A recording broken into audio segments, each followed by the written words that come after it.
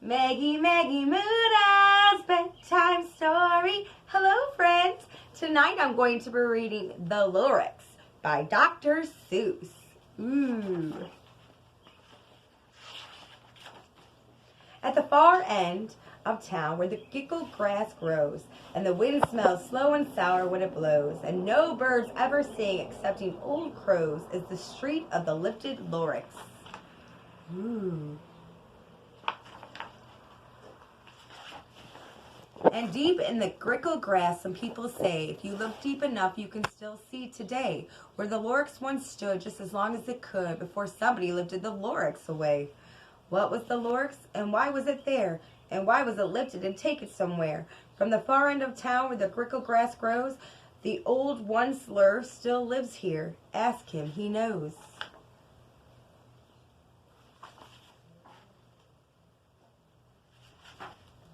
You won't see the one-slur, don't knock at his door. He stays in a lurkum on top of his store. He lurks in the lurkum cold under the roof, where he makes his own clothes out of mufford muff. And on a special dank midnights in August, he peeks out of the shutters, and sometimes he speaks and tells how the Lorax was lifted away. He'll tell you perhaps if you're willing to pay.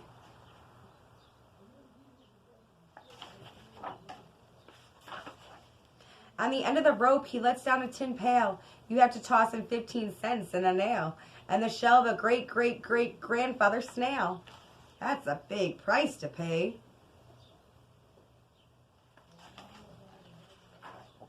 Then he pulls up the pail and makes the most careful count to see if you paid him the proper amount. Then he hides what you paid him away in his snub, his secret strange hole in his grovelous glove. Then he grunts, I will call you by whisper my phone, for the secrets I tell you for your ears alone.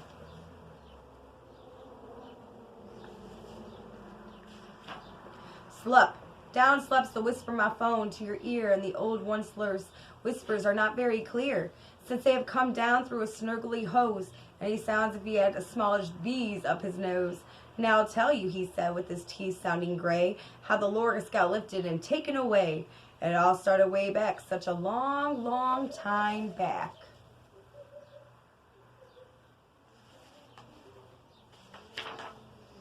Way back in the days when the grass was still green, and the pond was still wet, and the clouds were still clean, and the song of the swampy swans rang out in space, one morning I came to this glorious place. And at first I saw the trees, the truffula trees, the bright-colored tufts of the truffula trees, mile after mile in the fresh morning breeze. Ooh, look at the truffula trees, they're so pretty.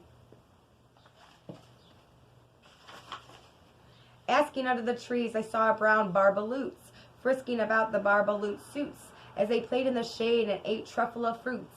From the rippleless pond come the comfortable sound and the humming fish humming while splashing around.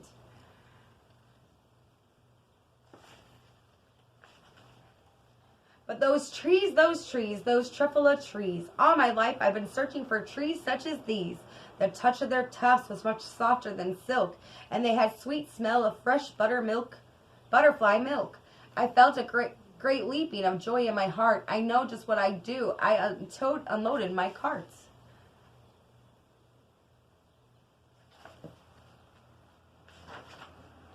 In no time at all, I had built a small shop. Then I chopped down a truffula tree with one chop. And with what great skillful skill, with a great speedy speed, I took the soft tuft and I knitted the need? The need.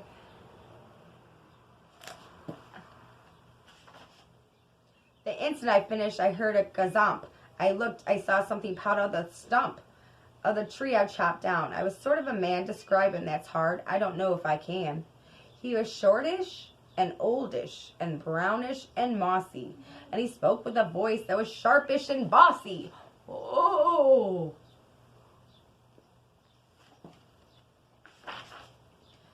Mister, he said with a sawdusty sneeze, I am the Lorax. I speak for the trees. I speak for the trees have no tongues, and I'm asking you, sir, at the top of my lungs. He was very upset, and he shouted and he puffed. What's that thing you made out of truffula tuft?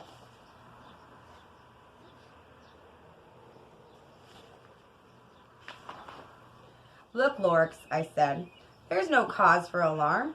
I chopped down just one tree. I am doing no harm. I'm being quite useful. The thing is that the need.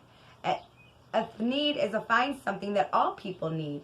It's a shirt, it's a sock, it's a glove, it's a hat. But it has other uses, yes, far beyond that. You can use it for carpets, for pillows, for sheets, or curtains, or covers for bicycle seats. The Lorax said, "Sir, you are crazy with greed. There is no one on earth who would buy the full need."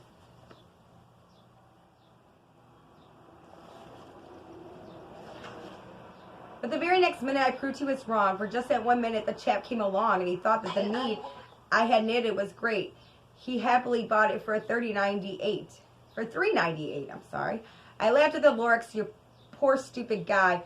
You never can tell what people will buy."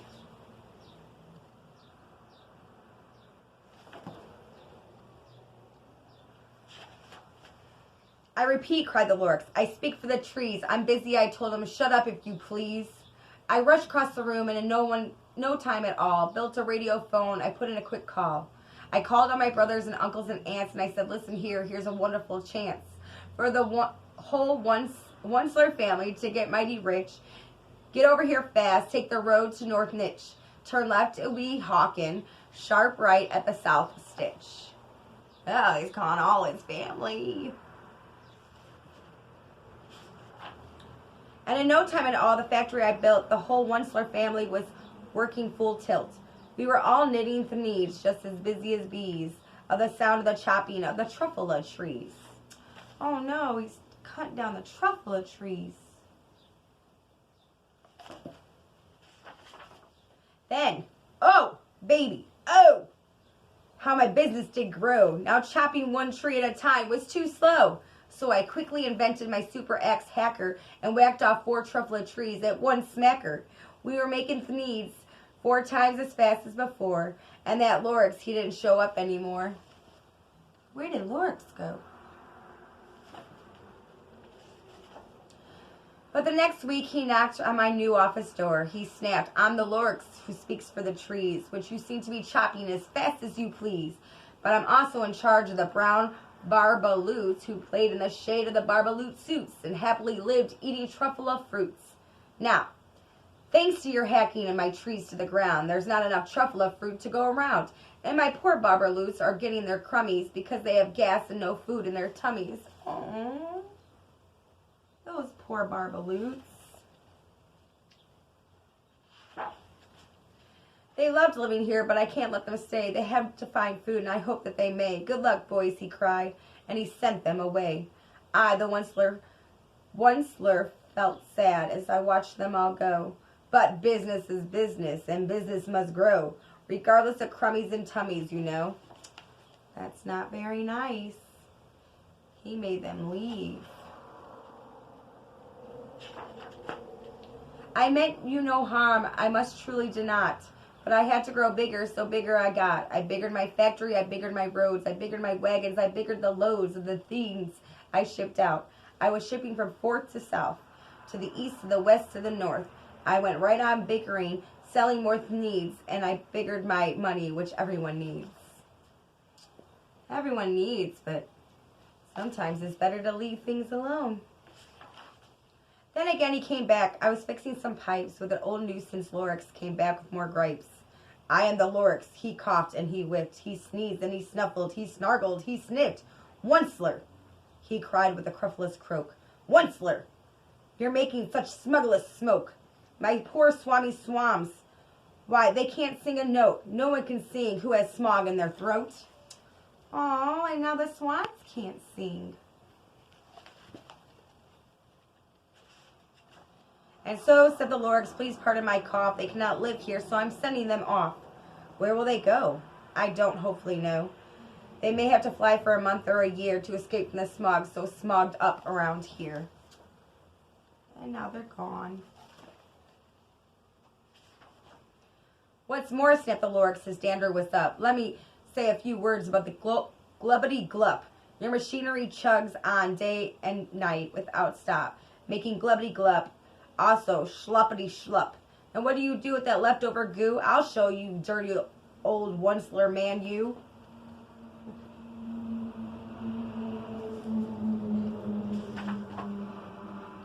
You're the glumpy in the pond where the humming fish hummed. No more can they hum, for their gills are all gum. So I'm sending them off. Oh, their future is dreary. They'll walk on their fins and get woefully weary in search of some water that isn't so smeary.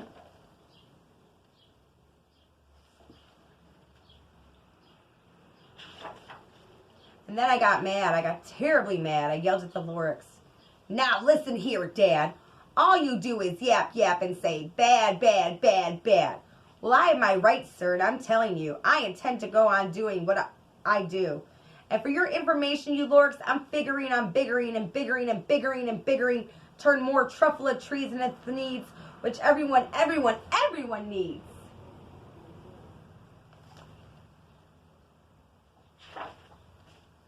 And at that very moment, we heard a loud whack. From outside the fields came a sickening smack of an axe in a tree that we heard the tree fall, the very last truffula tree of them all. He used them all. No more trees, no more needs, no more work to be done. So in no time, my uncles and aunts, everyone all waved me goodbye, then jumped into the cars and drove away under the smoke-smuggered stars. Now all that's left beneath the bad-smelling sky was my big empty factory, the Lorax, and I.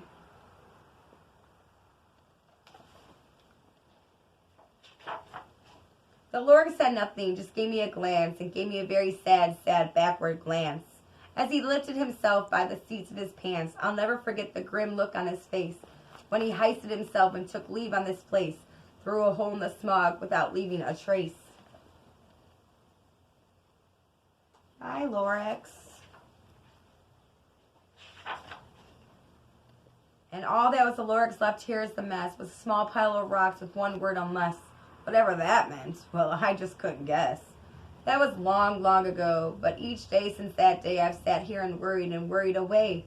Through the years while my buildings have fallen apart, I've worried about it with all of my heart.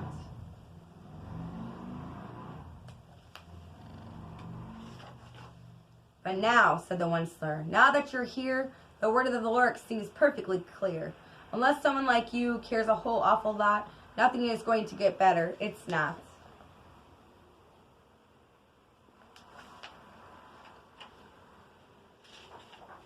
So, catch, calls the Onceler. He lets something fall. It's a truffula seed. It's the last one of all. You're in charge of the last of the truffula seeds and truffula trees and what everyone needs. Plant a new truffula. Treat it with care. Give it clean water and feed it fresh air. Grow a forest. Protect it from axes that hack. Then the Lorax and all his friends may come back.